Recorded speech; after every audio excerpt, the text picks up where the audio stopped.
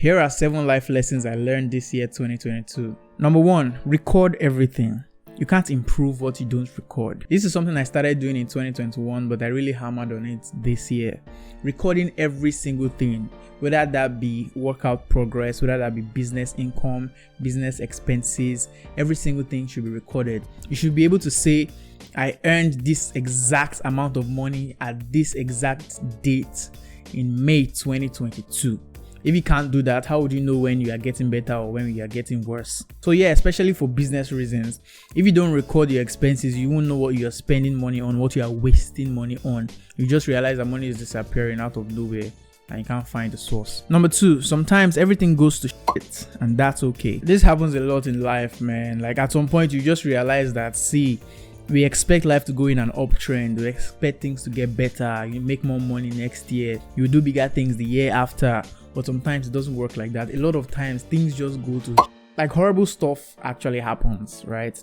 If you have never been robbed, or you have never lost a loved one, or any of these things, you would not be able to understand this. But sometimes these things happen, and then you are just expected to figure it out from there. Just like in the stock market or crypto or any sort of market, there's always a dip, there's always a bear market, there's always a period where things just look horrible. It seems like things are not going to work. A big lesson I learned is that just trust the process, right? That period of your life where it seems like nothing is working is just going to end up being a story when you are talking about it, that there was this period in my life where things didn't work, but I came out of it. I actually overcame it. When I'm meeting new people and having conversations and I'm telling stories, the most exciting, most fun stories are the most horrible experiences I've ever had. I'm talking getting robbed on the streets of Lagos. I'm talking having a gun pointed at my head. I'm talking almost getting hit by a car, almost jumping into an ocean. These are horrible things, but then what doesn't kill you ends up making you stronger. So in the end, they just turn into like very cool stories you tell your friends at parties. Sometimes life just sucks. You just have to deal with it and move on. Number 3, happiness is temporary.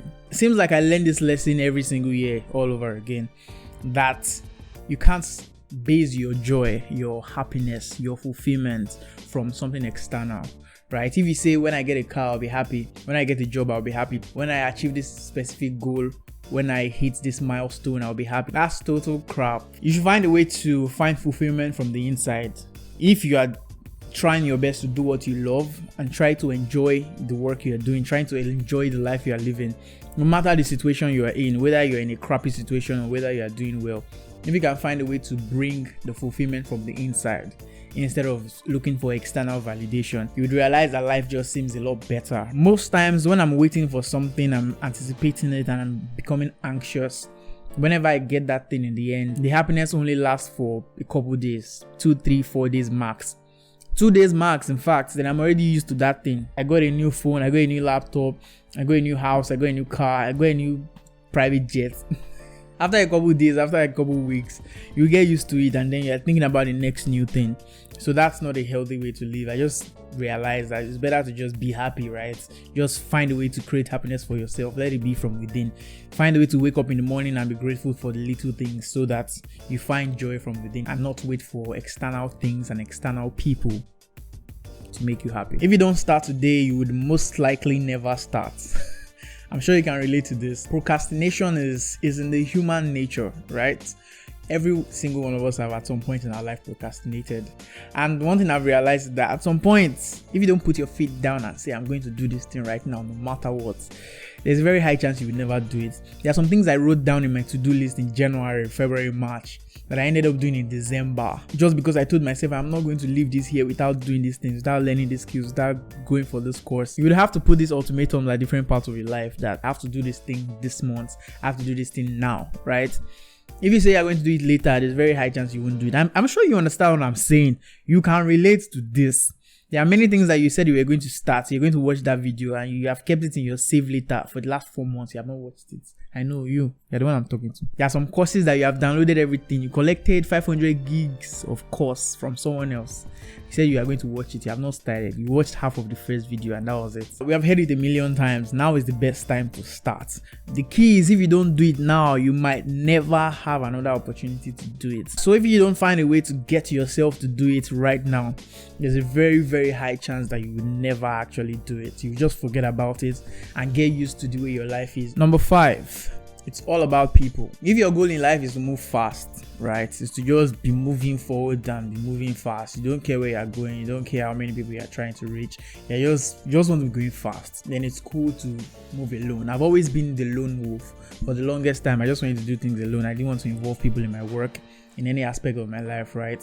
Just because I thought people wouldn't be able to understand things the way I do and recreate things the way I do. But if you want to cover large grounds, if you want to occupy a lot of space at the same time, you can't make moves alone. You'd have to include people. That is one of the biggest things I learned this year, to add people to the team, to get things done together. There's a lot you can cover when you have a team around you, when you have people working hand in hand with you to make it work. And it's called leverage, right? At some point you realize that, if you can teach someone or you can pay someone, you are leveraging your money for time. So you are getting the other person's time, you are getting the other person's skills by leveraging your money or by leveraging your mentorship. So when you do this, you'll be able to achieve more. You could spend your time doing something else. You could spend your time on marketing. You could spend your time learning a new skill. You could spend your time with your family on fitness or whatnot, right? Or taking on new projects or working with new people. So yeah, I've learned to not shy away from working with people. When I have a project, when I realize that, I could use some hands, got some hands.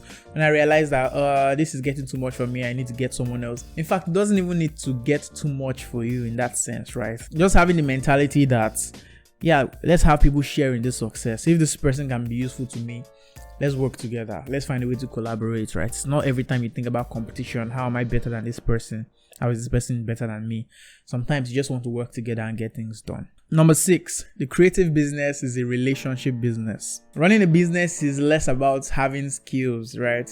And more about networking, relating with people. You can be the best at your graphic design or motion design or animation or fashion design. You can be the best of the best. You can have some incredible skills that no one have ever seen, but no one is calling you for jobs. No one knows you from anywhere because you have not found a way to build these relationships. Over time, except you are very lucky, it's the people that already know you that would bring opportunities to you. People that you have built connections with, those are the people that will bring long-lasting opportunities to you. If you have been in the freelancing game for a while, you'd realize that a lot of people, their major problem is constant inflow, right? Constant income. You can get paid now, and before you get paid again is the next 4 months. But if you can find a way to build deep relationship with some brands and with key personalities in some businesses, and find a way to solve their problems and let them know that you are there for them, that you are in this for the long run, I want to make your business successful, that is a better way to go, right? It's not just about getting the cash and running. Hey, I did this cool project, look at me. You have to build relationship, right? That's the biggest thing. And I need to actually focus on this going forward next year. It's something I need to really put more effort and attention to in every area, whether it be content creation, brand sponsorships, clients, jobs. Building relationship is the biggest thing, even in your everyday life, because in the long run, the people that buy from you are people that know you and people that like you and people that trust you. And those 3 things can't happen if you haven't built the relationships to make it happen. And finally, number 7, nobody really cares about you.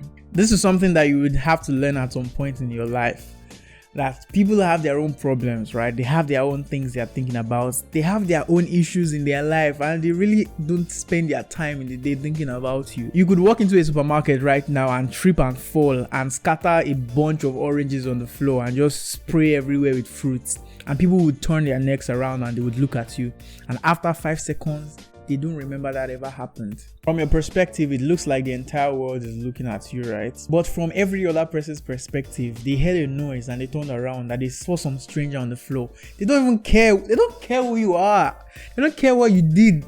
They just saw that you were on the floor. Some might smile, some might laugh, but they're going to look back and think about the bills they're about to pay, fam. No one is really taking their time to spend their brain energy thinking about you. So when you know that, and when you actually understand and believe that, you would be totally free, right? You wouldn't have this fear of putting yourself out there. For example, you've been thinking about creating content, but you're saying, what will my friends think about me? What will these people say? They don't care.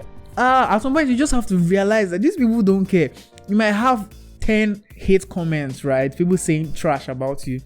These guys have forgotten about you after they drop that comment. There are comments that people reply to on Instagram, comments I've made, and people reply to it, and I go back there and I'm like, did I make this comment? I have absolutely forgotten, right? Immediately I make the comments, it's gone. So yeah, make yourself your own mental point of origin, right? You should be the center of your own world, right? Stop thinking about what other people think about you, right? See, if you die today, right? If you go today, your clients will find another person to do the job.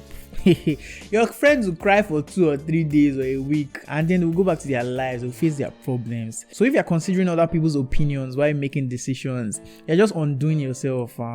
Focus on yourself and make yourself your mental point of origin. So guys, I hope you got something from all of this. Hopefully at least one of the lessons resonated with you. Let me know in the comments the number 1 lesson you learned this year. I would love to see it. Till next time guys, have a beautiful Christmas and a splendid New Year. Peace.